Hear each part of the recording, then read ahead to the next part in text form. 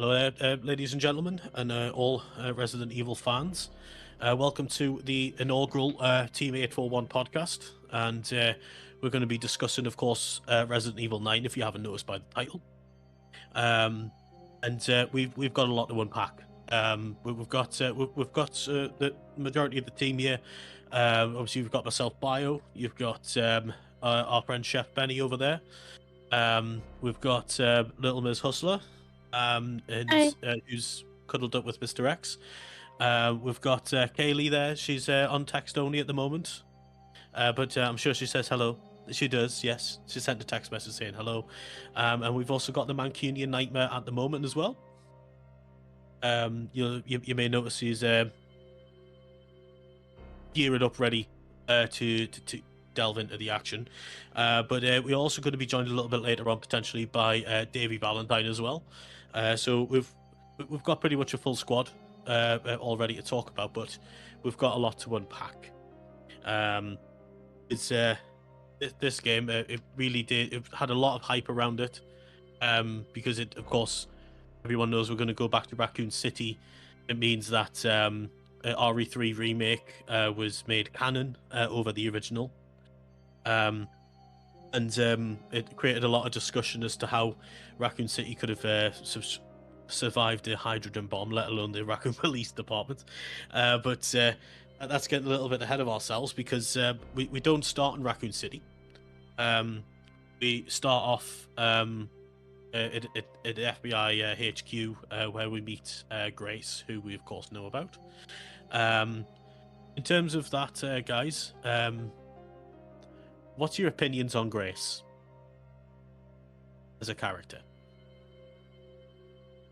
Honest opinion, she. How long has she been working in the FBI? Realistically, we don't know that. That hasn't been said, has it? Because if you didn't know any better by her interactions with the police officer and anytime she talks to literally anyone, she can barely form a sentence. So I feel like there's maybe some ongoing nerves. It could be the fact that, if she's an Ashcroft, that could be used as like to get higher quicker. So she might not be there as experienced as everyone else doing the same kind of assignments. Is what I feel could be potentially like.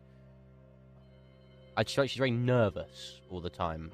But the average FBI agent, especially a field agent, wouldn't necessarily be the same thing. So that's why I think the name might have got a higher, doing better or bigger assignments early on in the career, if it is early.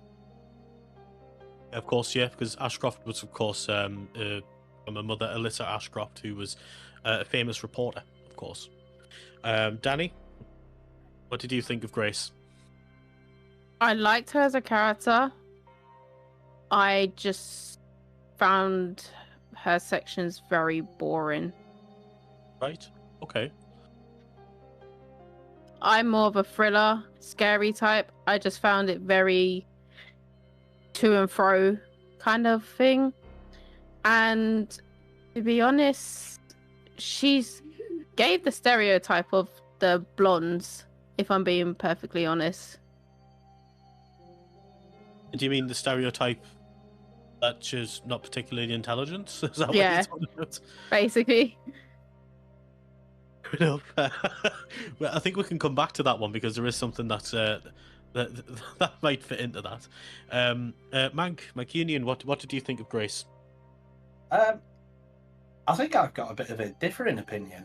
I mean, I definitely agree with the nerves side of thing. You know, she does come across extremely nervous, which, given her backstory, I think does make a lot of sense.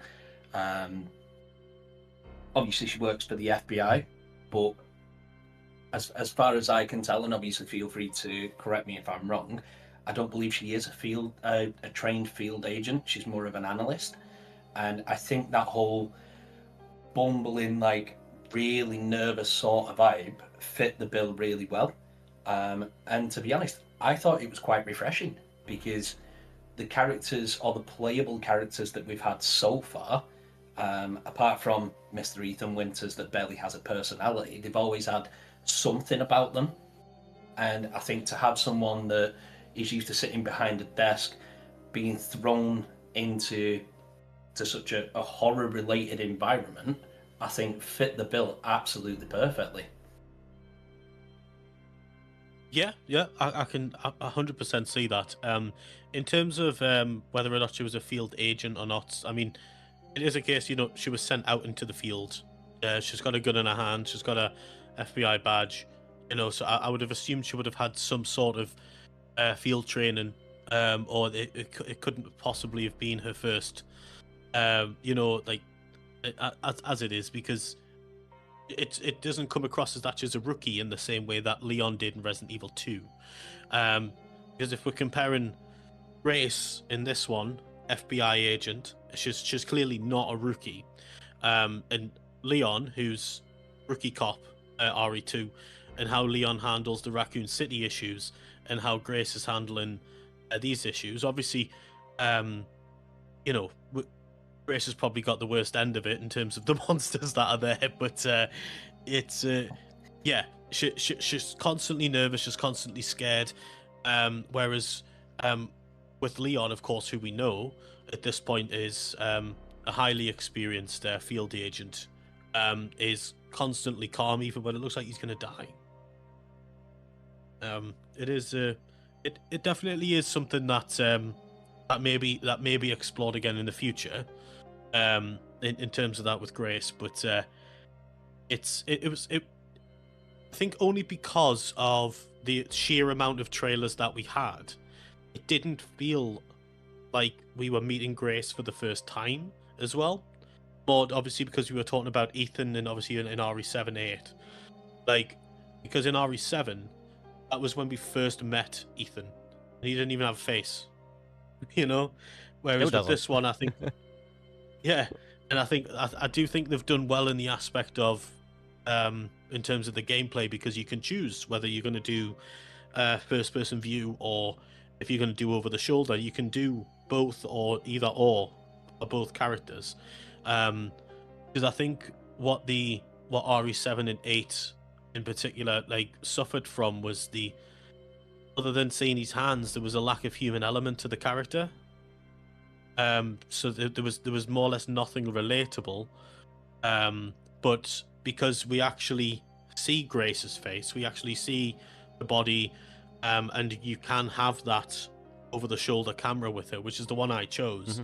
Mm-hmm. I think it brought that element to it. So we've met this person for the first time, and we can make some sort of connection straight away. It's not a faceless person, which I think really benefited from it. Yeah, there is something I'd like to interject regarding Ethan. He isn't human, because at the start of the game where he got stomped on by Jack, technically he died, and then obviously the mold took over him. So he's technically not human, so he's not going to have those same reactions as he did at the start of 7 until he got stomped on by Jack, because then he died. He's not human. So that's why he's a bit of an emotionless prick. It's because he's not human anymore. He doesn't have the same blood, because he's mold at the end of the day. So I think that is something to be taken into consideration. I mean, I suppose I can see where you're coming from on that one with that. But if you're looking at the start of RE8, it's almost as if he has his emotions back. And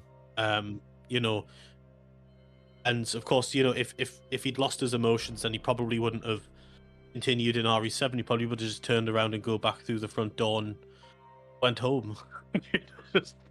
Yes, instead of doing the rest of the game. I mean, with the third person and the first person aspect, third person is great if you have the motion sickness, like, because you're not feeling so sickly. But to me, the first person aspect really did it for me, because it felt like I was part of the game. Oh yeah. It gave me the horror experience that I was looking for. Yeah, I think being given the freedom to choose, especially with both characters as well.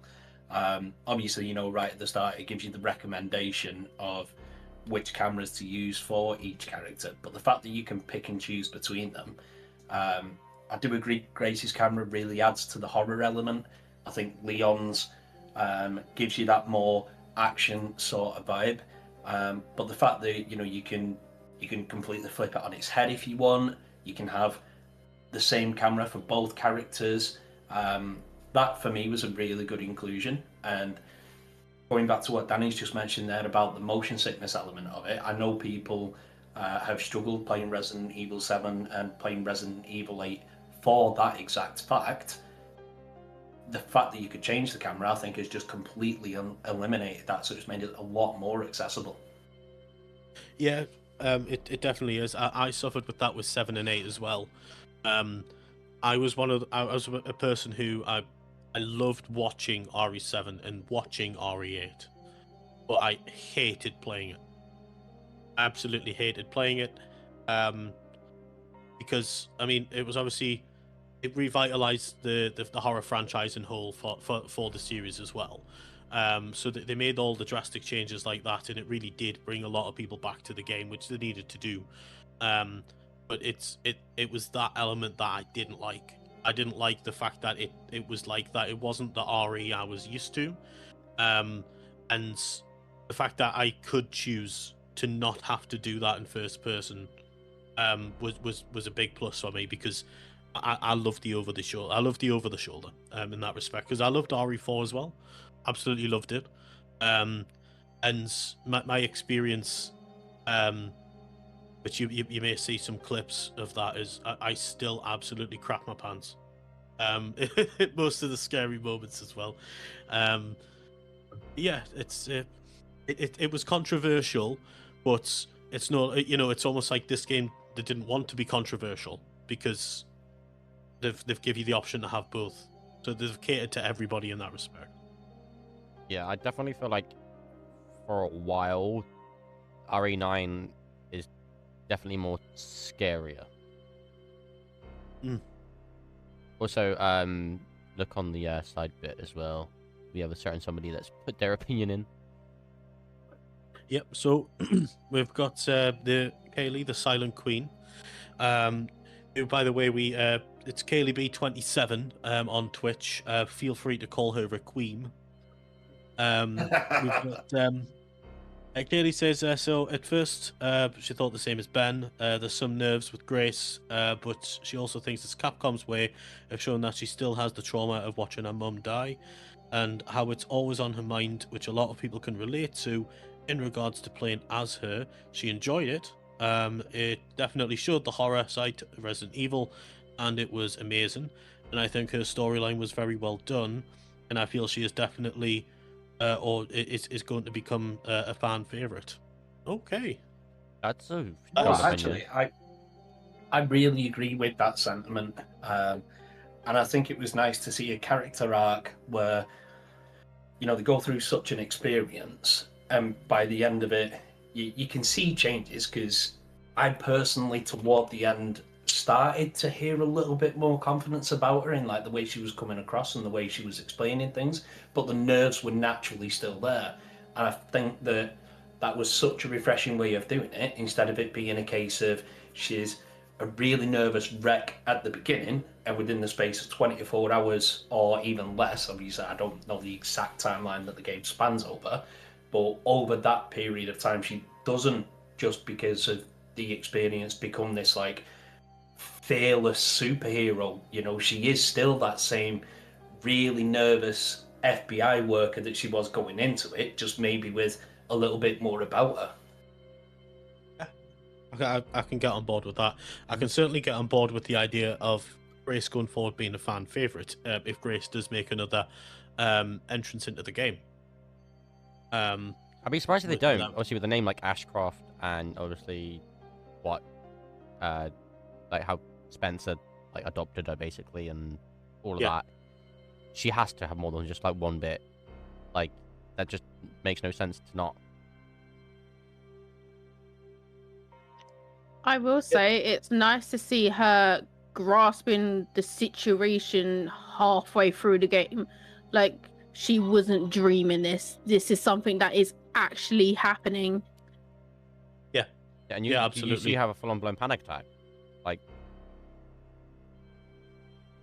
It happens. Like that's one thing I really like. Is like it's not afraid to be like, oh yeah, somebody get a bit scared and cry. But I've had in a Resident Evil game, especially, this is like the first time there's been a panic attack, and to somebody that has them, I could relate so much to that moment of not knowing what to do and how to react. You just can't help but just let out a cry and start breathing really heavily, and I felt for Grace there a lot, to be honest. Yeah, it is one of those things as well as where we can talk about it all, and then it's a case of, well, do you know what would you do if you were in that situation? Like, would you probably wet yourself? Yes, you probably would. Yeah, certain parts of that game, definitely, and we'll get to that later on. There's certain parts in like of why I would not play Leon in first person. That's all I'm saying. Yeah. Haley said, yeah, it showed things that people go through on a regular basis, and she thought it was beautifully incorporated. Yeah, I can definitely get on board with that 100%. I still think she's a terrible FBI agent, though. It's like, it was really funny. It's like, she's at the start of the game. It's like, why can't you can't go in there? It's restricted. Why not? It's a crime scene. Oh, yeah. I'll show my badge now then. Like... It would have made so much more sense if she was just a reporter like a mother. Yeah. It would have made so much more sense because she's terrified, she's packing a gun that nobody knows about, and like it makes more sense for that she's doing whatever. Yeah. I'm not sure why they've made her an FBI agent. But yeah, it is But to be fair, it could be one of those things where she's trying to find out what happened to her mum. So this could be just her way of trying to find out what happened. But also, this is why I say, like, this is where the blonde bit comes in, because you don't go to a police officer and go, well, why can't I go in there if you're an FBI agent? The first thing an FBI agent would do was whack out their badge. Even the officer got annoyed about her answers. Like, he's like, oh, I'll find answers inside. Oh. Yeah, right. Yeah. So, like, do you know if you didn't see the first bit where she's in the FBI office and she does that bit where she shows that there, I would be, like, on board with that being a fake ID. Mm-hmm. Like, I would be totally on board with it. I'm more on board with the idea of that she shouldn't have been an FBI agent, that she should have been a reporter, or she used the journalistic skills she picked up off her mum, like, to do it in that way. And then she probably would have been a little bit more of like a Claire-esque character, I think. Mm-hmm. But yeah, the job title for me, it didn't make sense. Yeah. However, we do start in a city that we haven't been in before, and it's a thriving city with lots of human beings for the first time in a Resident Evil game, I guess. So we've got to the hotel. We've got past what felt like I hit that man 4 or 5 times, but they just reused the same people. It's just something, because I actually noticed that I shouldn't be able to notice something like that in a game of this magnitude. So like that would be like one criticism from me there, is that I shouldn't have reused the same people. Yeah, like, I know bumped that into it's the going to be same on a three loop. guys from the cut. You know that guy she bumps into the cutscene, and then it cuts to the first person view. I bumped into him like 3 more times afterwards. I was like, hang on a minute, you're just over there. Exactly, yeah. And you just don't know they're quadruplets. Yeah, of course. But like, I understand, obviously, that they're going to have it on a loop because it's just to get from A to B. But it's more like it should have been a bit of a bigger line of people that they could have put on, rather than just have the same person. Yeah, I know like the point A to B isn't that far, but it's also for the people that are playing it that are like soaking in the environment. And like, I know when I first loaded in, I was like, this game looks fucking gorgeous. Like, how does it look so good? And I'm looking around the city, I'm looking at the water particles on the camera, I'm looking at everything. And then I noticed like that's the same three people that I've just walked into. Yeah, I actually spent the majority of the game walking because I wanted to soak it in. Mm-hmm. Which is why I will say the lighting and the reflection in that game was amazing. It was beautiful. It was. It really was. I absolutely loved it. The this is the thing as well, is because, you know, a lot of people that I've spoke to have such a difference in opinion with this game, which we can get onto after. But I do think that graphically and visually, it was fantastic, absolute masterpiece. I didn't find any visual flaws or visual glitches on my playthrough. You know, but I suppose, you know, someone at some point is probably going to find one, because the speedrunner community will try and break the game, of course. Yeah, definitely. But we can move on, because we very quickly meet the antagonist of the game fairly quickly, because the antagonist knew Grace was returning to the hotel. Even left a key in a photograph of her, which was a bit weird. As you know, like, it obviously he's planned it. He assumed that they would send Grace there because he's, you know, there's a body or whatever, and he's got what he wanted. Grace showed up, and yeah, fairly quickly after what was pretty intense, in a little flashback, it was pretty intense. We got to find out what the crack was with Alyssa, and how she died. But we very quickly get kidnapped by Victor Gideon.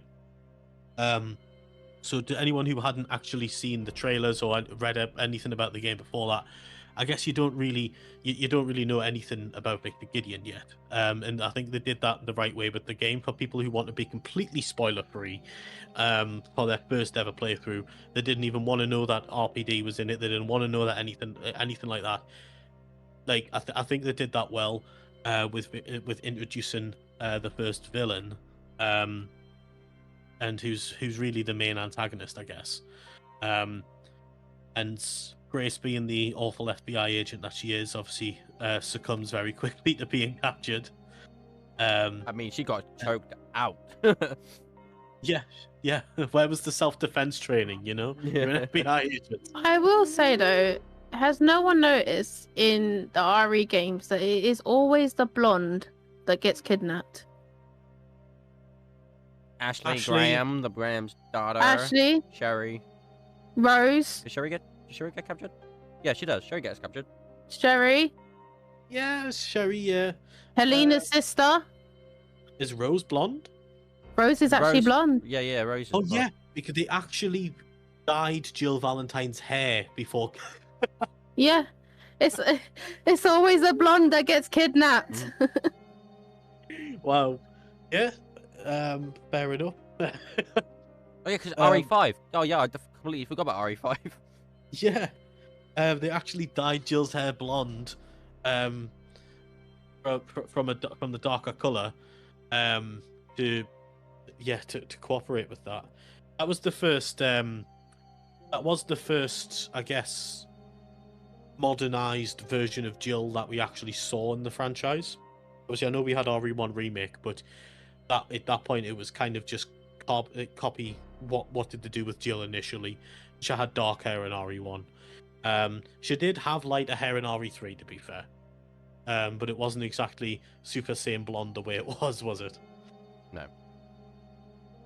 But yeah. I just wanted to point that out. Yeah, no, that is a good point, actually. Maybe we can find more in the future with that for the next RE game. But we are also very quickly going to be introduced to Leon,